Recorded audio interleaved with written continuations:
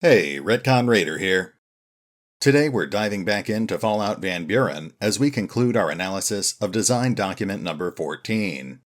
Now, we've already spent some time talking about the reservation over the past two videos. We've covered the background, layout, and NPCs planned for the location, so that just leaves the most important part of all, the quests and other interactive content. Given that the reservation was intended to be an integral part of the game's main storyline, it had a fairly substantial amount of content to offer.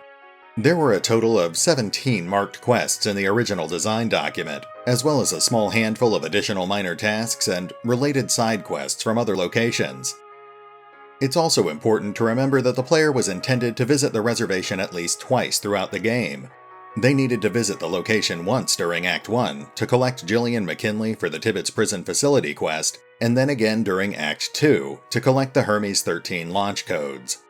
This means that the quests vary widely in difficulty, ranging from very basic low-level grunt work to extremely difficult high-level quest chains. With that in mind, we'll discuss the quests in the order that the player was most likely to encounter them in, starting with the quests they would encounter in the trading post and ending with the final grand quest, which would take the player to Sub-Level 3 and decide the fate of the reservation. The Scaven-Pickers, for example, were likely to be the first NPCs that the player would encounter. The player's early interactions with these strange, gibberish-spewing scavengers were likely to turn hostile, at least until the player had a chance to learn their language. Fortunately, this was relatively easy to do, assuming the player had a high enough intelligence attribute. The player would just need to speak with Hank, the ghoul that ran the weapon shop in the trading post. Since he dealt with the Scaven-Pickers on a regular basis, he was happy to teach the player how to communicate with them. It would require at least 5 points in intelligence to learn the basics of the gibberish language, and at least 8 points in intelligence to become completely fluent. Once the player could communicate with the scavengers, they would be able to defuse future confrontations and open up the possibility of trade. They would also gain access to several new quests, which could be initiated by speaking with Click, the leader of the Scaven-Pickers. The main quest that Click had to offer revolved around her tribe's chronic addiction to Rad-X. The Scaven-Pickers required Rad-X to survive in the radioactive desert, but since they were incapable of making it themselves, they could only acquire it by trading with the ghouls. The player could help them with this by teaching them how to make their own version of Rad-X. This was a fairly straightforward quest. The player would just need a science kit and the recipe for Rad-X. Once they had both, then they could teach Click how to make the chem using mutant roach guts and other local ingredients.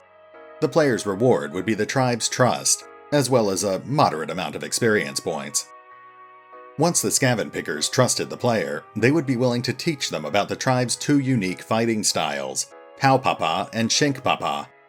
Again, these were very straightforward quests, and would earn the player a small amount of experience points, as well as some new melee or unarmed combat abilities. It was also linked to another quest, but we'll get to that in just a moment. Of course, this all assumes that the player actually wanted to deal with the tribe diplomatically. Given their erratic behavior and kleptomaniacal tendencies, there were some people in the reservation who would much prefer to see the entire tribe wiped out. If the player managed to attract the attention of Measles, Dr. Clark's right-hand ghoul, then one of the first quests he was likely to offer involved getting rid of the Scaven-Pickers. There were several ways for the player to go about completing this quest. The most obvious was to simply walk into the Scaven-Picker camp and wipe them all out, but this would require a fair amount of firepower. If the player actually succeeded at wiping out the tribe, then they would get a small amount of experience points, and Measles would apparently teach them some new combat moves. If the player couldn't or didn't want to confront the tribe head-on, then they could resort to more subtle tactics. A stealthy player could sneak into the Scaven-Picker camp and assassinate Click, then frame one of the other scavengers for the crime. This would quickly result in a civil war among the remaining Scaven-Pickers, tearing the tribe apart. More patient players could instead destroy the tribe by getting them hooked on Smooch, the addictive new chem that one of the ghouls had invented, but again, we'll revisit that a little later in the video. If the player preferred a non-violent solution, then they could instead learn the Scaven-Picker language and convince them to voluntarily leave the area. With high enough deception or persuasion skill, they could convince Click to move to other areas with better salvage. If the player knew the recipe for Rad-X, they could also use that as a bargaining chip, giving it to Click in exchange for her promise to relocate the tribe. Now, once the player had gotten to the reservation, they would initially be restricted to the trading post, but there would still be at least a few things for them to do. Most notably, if they were still in Act 1, then they would have a vested interest in a human slave named Gillian McKinley. Gillian was an integral part of two major quest lines. First, she was one of the Tibbetts escapees that the player would need to recover so they could confront Odysseus at the end of Act 1. Without Gillian, the player wouldn't be able to stop Odysseus from continuously sending robots to harass them. Second, Gillian was also the mechanic for the Rusty Hooks, a raider gang that had occupied the Bloomfield Space Center. The player would need to go to the Space Center at the end of Act 2, and freeing Gillian would make it much easier to deal with her gang. As with most of the other quests in the reservation, there were a few different ways for the player to free Gillian from captivity. The player could resort to violence, of course, but this would be very difficult to accomplish, especially since the player would need to free Gillian during Act 1, when they would still be at a relatively low level. Besides, even if the player succeeded, it would close off almost all of the other quests in the area. The easiest way to complete the quest was to simply talk with Hank, Gillian's owner. Hank would be reluctant to give up his assistant because he was secretly in love with her, but there were a few ways the player could change his mind. First, they could simply offer to buy her, in which case Hank would set the price at 4,000 caps. If the player had learned that Hank disapproved of Dr. Clark's activities, then they could also use this information to blackmail him, forcing him to hand over Gillian in exchange for the player's silence. More diplomatic players could instead pursue a separate side quest, involving the unrequited love triangle between Betty, Hank, and Gillian. Betty was the rather antisocial ghoul who ran the armor shop in the trading post. Assuming the player could get Betty to cooperate, she would explain that she was in love with Hank, but she wouldn't tell him because she knew that he was in love with Gillian. The player could then go speak with Hank and, assuming they had the appropriate skills, they could get Hank to admit that he had a crush on his slave. The player could then make one last persuasion check to convince Hank that he was better off pursuing a relationship with another ghoul, someone like Betty, for example. If the player was successful, then Hank would agree to give them Gillian. In exchange for 1,000 caps, that is. After all, he did have a business to run. If the player didn't want to deal with Hank, then they could simply try going over his head instead. The player could meet with Measles and explain to him why they needed Gillian, in which case he would then allow them to plead their case directly to Dr. Clark. Assuming the player made a convincing argument, Dr. Clark would agree to give them Gillian, but the player would owe him a favor in return. We'll come back to that in just a moment. Now, like I said before, the player would initially be restricted to the trading post area, but eventually they were going to need to find a way to access the more restricted areas of the settlement. The player could try to fight their way in, but again, this would lead to an almost impossible fight. It was far easier to simply get permission to enter by convincing Measles that the player was a useful and potentially exploitable asset. For example, the player could prove their loyalty to Dr. Clark by telling Measles about Hank's descent. In which case, Hank would be exiled, and the player would get an official introduction to the good doctor. Although the details are scarce, there also appeared to be plans to implement at least 3 other events that would allow the player to impress Measles. One involved somehow proving that the Legion slave traders were ripping off Horatio, and another involved hunting down a caravaner who had stolen some equipment and slaves. The third method was rather strange, and involved rescuing Harold from the nursery and returning him to the reservation. But this seems at odds with the situation presented in the nursery design document. It also seems very unlikely that Harold would have approved of what Dr. Clark was doing. Of course, even if the player didn't go out of their way to get Measles' attention, he would eventually end up noticing them anyway. Once the player had visited certain key locations, Measles would be waiting for them the next time they returned to the reservation. He would explain that the reservation was hoping to improve relations with nearby human-run settlements and would ask the player to become their ambassador. If the player accepted, then he would give them limited access to the rest of the settlement, and they would be allowed to purchase deeply discounted goods from Colonel Green. If the player seemed hesitant, then Measles would get Dr. Clark involved, and the good doctor would make a very compelling case about his desire to establish diplomatic relations with other nearby towns. If the player already owed Dr. Clark a favor, then he would make it clear that this was the favor they owed him. If the player wasn't comfortable making commitments where measles or Dr. Clark were concerned, then they could try sneaking into the reservation instead. Given the walls and heavily guarded gates, this would only be possible one time per month, when Centurion Drusus dropped off the latest batch of human slaves. If the player was quick, then they could sneak in alongside the slaves, and then sneak away once they'd gotten past the main gate. Unfortunately, once the player had snuck into the shantytown, they would discover that it was essentially impossible to sneak into the restricted sublevels, but there were still a few ways for them to proceed. For example, if they happened to be playing a character with low charisma, then they could try seducing Horatio in the trading post, or Belle in the shantytown, which would give them limited access to sublevel 1. Another option was to forge an unlikely friendship with Florence, one of the former janitors for the Los Alamos nuclear lab and now the oldest ghoul in the reservation. Flo was convinced that the other ghouls would treat her with more respect if she knew how to fight, and she would ask if the player could help her with that. If the player had a high enough unarmed or melee skill, then they could easily grant her request. Otherwise, they would need to build up their reputation with the Scaven-Pickers until they could learn the tribe's unique fighting styles, and then teach them to Flo. If the player didn't want to teach Flo how to fight, then they could still solve her problem in other ways. More altruistic players could use persuasion to simply convince Flo that she didn't need the approval of the other ghouls, while more nefarious players could simply assassinate the ghouls that were giving her trouble. Regardless of how the player resolved the quest, once Flo was satisfied with the outcome, she would reward the player by giving them valuable information about the first 2 sublevels.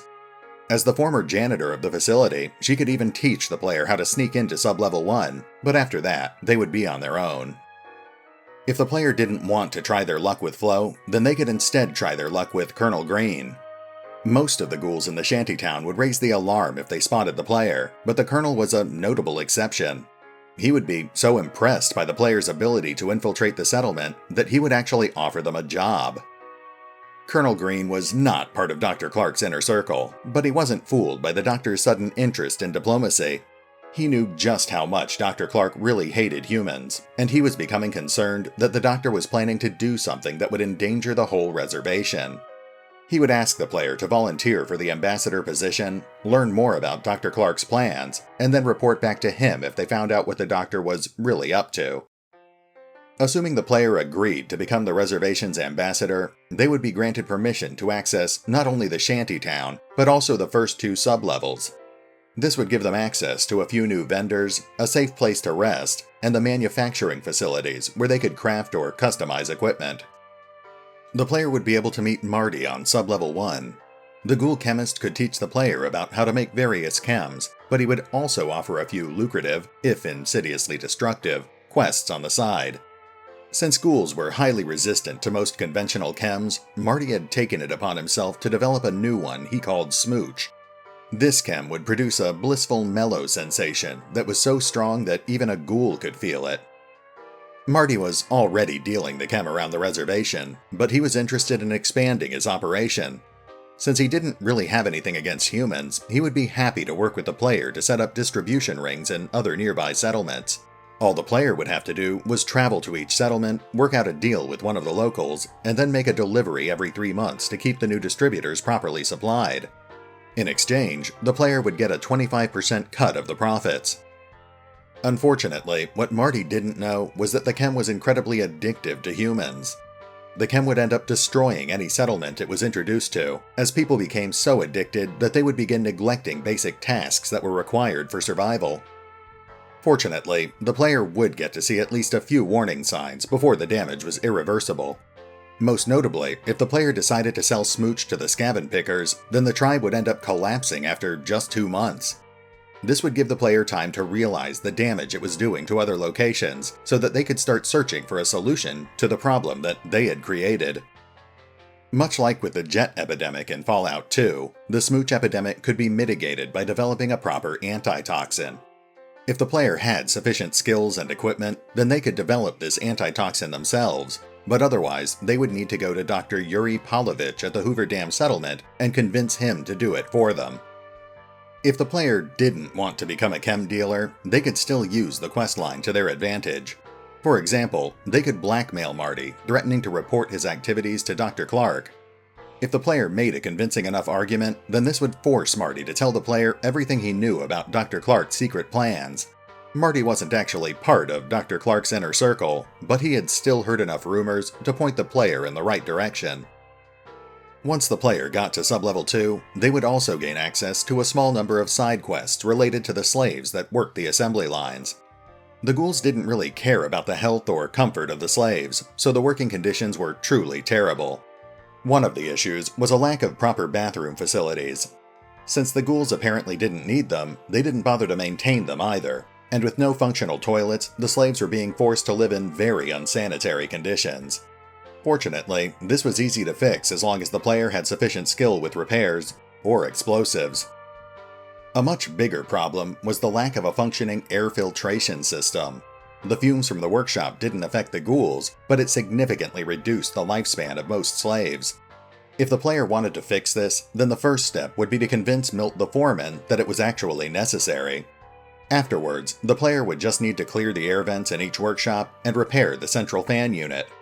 This would improve the workshop's overall productivity, granting the player a medium amount of experience points, some free ammunition, and a 15% discount when trading with Milt in the future. Helping the slaves would not only improve their quality of life, but it would also earn Fred's loyalty.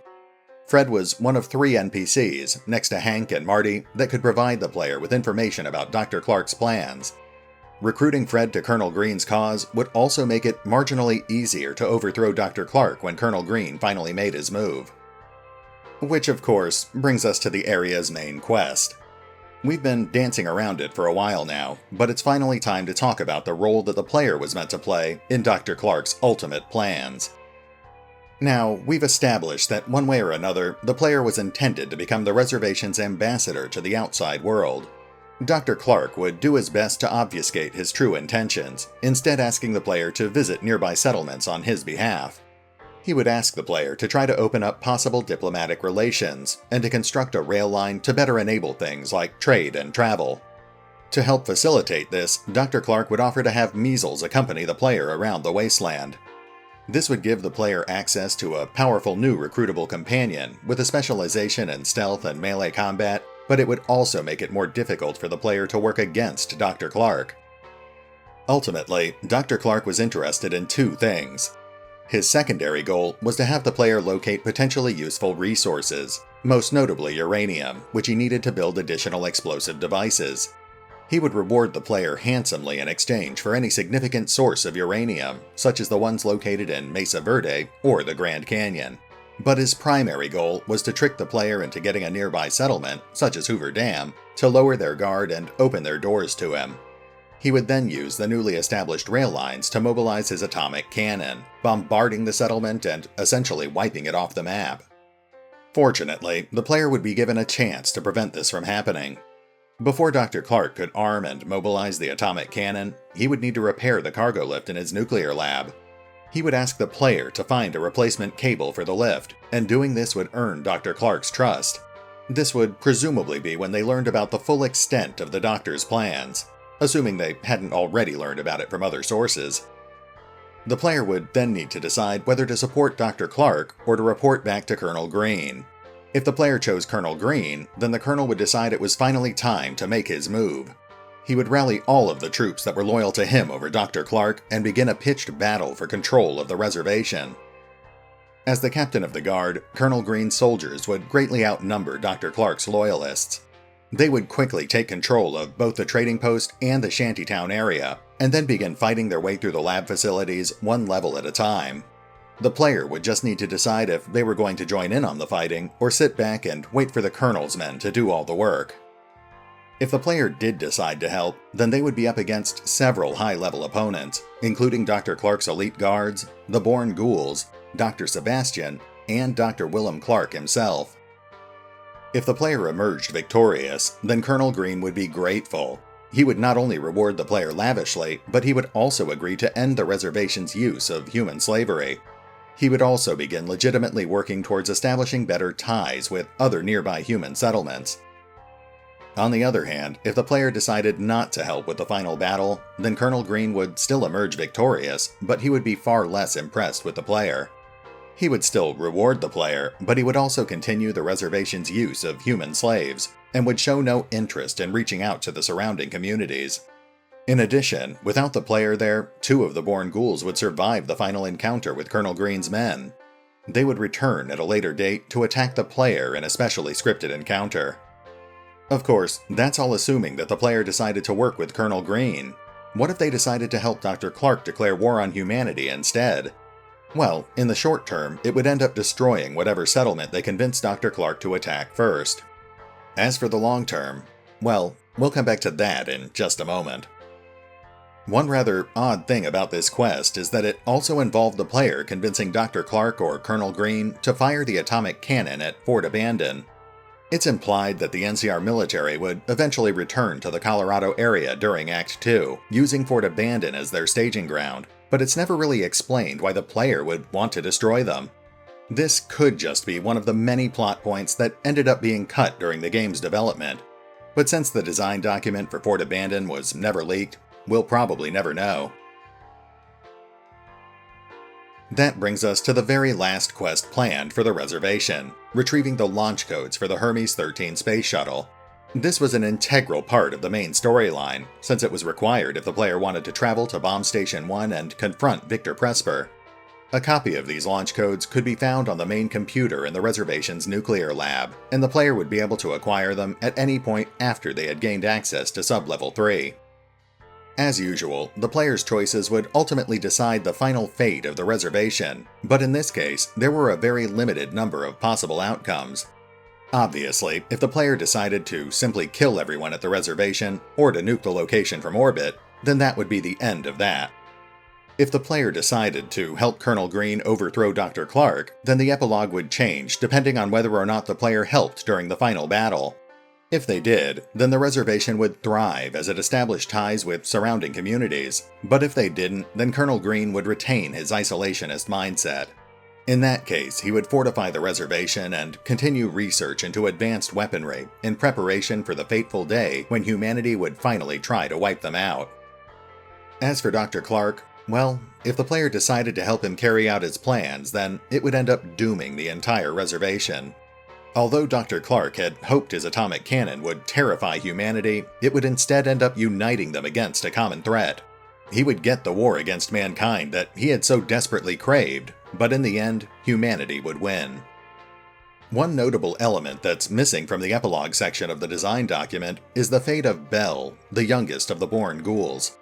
Earlier sections of the design document make it clear that if the player slept with Belle, then she would become pregnant, and there were plans for a special epilogue slide involving her eventual child. At any rate, that finally brings us to the end of our analysis of design document number 14. Next time, we'll be continuing our analysis of Van Buren by taking our first look at design document number 15, the Bloomfield Space Center. But for now, this is RetconRaider, signing off. Thanks for listening.